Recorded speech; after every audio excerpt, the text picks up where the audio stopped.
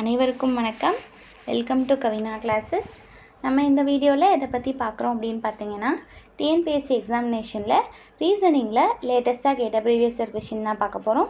So வாங்க question பார்க்கலாம். என்ன கொடுத்துருக்காங்க? 1, 2, 5, -2, 9, -6, 13 அப்படின்ற ஒரு தொடர் வரிசை கொடுத்துருக்காங்க. என்ன கேட்டிருக்காங்க? என்ற தொடரின் அடுத்த உறுப்பு, அதாவது இது 13க்கு அடுத்து தான் நம்மளுக்கு என்ன வரும் அப்படிங்கிறது தான் நம்மளை கண்டுபிடிக்க சொல்லியிருக்காங்க. சரிங்களா? இப்போது இந்த தொடர் வரிசையில் எப்படி அவங்க எழுதியிருக்காங்க, என்ன மாதிரி லாஜிக்கை யூஸ் பண்ணி அதிகரித்து எழுதியிருக்காங்க அப்படிங்கிறத கண்டுபிடிச்சிட்டு அதையே ஃபாலோ பண்ணி நம்ம அடுத்த உறுப்பும் எழுதணும். ஓகேவா? இப்போ வாங்க எப்படி அதிகரிச்சிருக்கு அப்படிங்கிறத கண்டுபிடிப்போம்.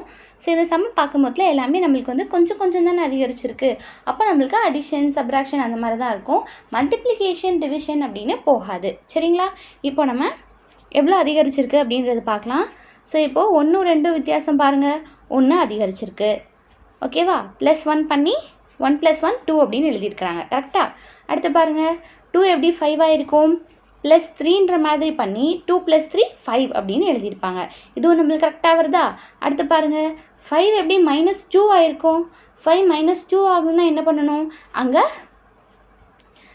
5 அப்படிங்கிறது நம்மளுக்கு -2 வரணும் அப்படின்னா இந்த இடத்துல என்ன பண்ணியிருப்பாங்க? நம்மளுக்கு -7 அப்படின்னு போட்டிருந்துருப்பாங்களா? அப்போது இந்த இடத்துல -7 பண்ணியிருந்திருக்காங்க. அப்போது ஃபஸ்ட்டு 2 இதை ஆட் பண்ணிவிட்டு அடுத்து மைனஸ் பண்ணியிருக்காங்க அப்படிங்கிற மாதிரி சீரீஸ் வருமா? நம்மளுக்கு ஒன்று போல தானே சீரீஸ் போகும். அப்போது நம்ம இப்படி பார்க்குற லாஜிக் தப்பு. ஓகேவா?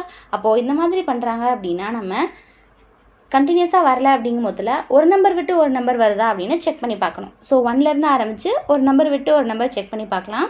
1 எப்படி 5 ஆயிருக்கும்னு பாருங்கள், +4 பண்ணியிருப்பாங்க. அதே மாதிரி 5 எப்படி 9 ஆயிருக்கும்னு பாருங்கள், அங்கேயும் +4 பண்ணியிருக்காங்க. 9 எப்படி 13 ஆயிருக்கும்னு பாருங்கள், அங்கேயும் +4 பண்ணியிருக்காங்க. அப்போ இந்த பக்கம் ஃபுல்லாக வரிசையாக வருதா?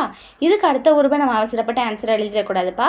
நம்மளுக்கு கேட்டிருக்கிறது 13க்கு அடுத்து என்ன வரும் அப்படிங்கிறது தான். இப்போ இதுக்கப்புறம் +4 பண்ணோன்னா அது 13க்கு அடுத்த உறுப்பை விட்டுட்டு அதுக்கு அடுத்த உறுப்பா வரும். அதை நம்ம ஆன்சராக எழுதிடக்கூடாது. ஓகேவா?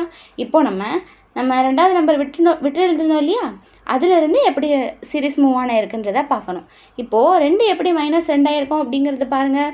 நம்ம 5 எப்படி -2 ஆயிருக்குன்னு பார்த்தோம்ல, அதே மாதிரி தான். இப்போது 2 அப்படின்ற நம்பர் நம்மளுக்கு -2 ஆயிருக்கு அப்படின்னா இந்த இடத்துல என்ன வந்திருக்கும்?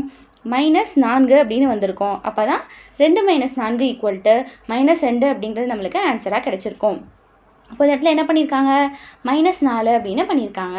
அடுத்தது பாருங்கள், நம்மளுக்கு -2 அப்படிங்கிறது -6 எப்படி ஆயிருக்கும்? -2 -4ன்னு போட்டோன்னா -6 அப்படிங்கிறது கிடைக்குமா? அப்போது இந்த இடத்துல என்ன பண்ணியிருக்காங்க? -4, 2க்கும் 6க்குமே -4. அப்போ அடுத்து நம்ம கண்டுபிடிக்க வேண்டிய ஆன்சரும் என்ன பண்ணணும்? -4 தானே பண்ணணும். அப்போது -6லேருந்து -4 போட்டோன்னா விட என்ன கிடைக்கும்? ஒரே சிம்பிள் தானே, ஆட் பண்ணிக்கோமா? 10ன்னு வரும். சிம்பிள் என்ன வரும்?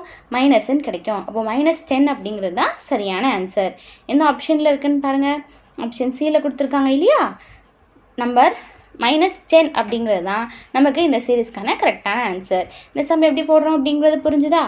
ஸோ வரிசையாக நம்ம ஆட் ஆயிருக்கா அப்படிங்கிறத பார்க்குறோம். ஸோ நம்பர் எல்லாமே குட்டி குட்டியாக இருக்கிறதுனால மல்டிப்ளிகேஷன், டிவிஷன் பண்ண மாட்டாங்க அப்படிங்கிறத பார்த்தோன்னே சொல்லிடலாம்.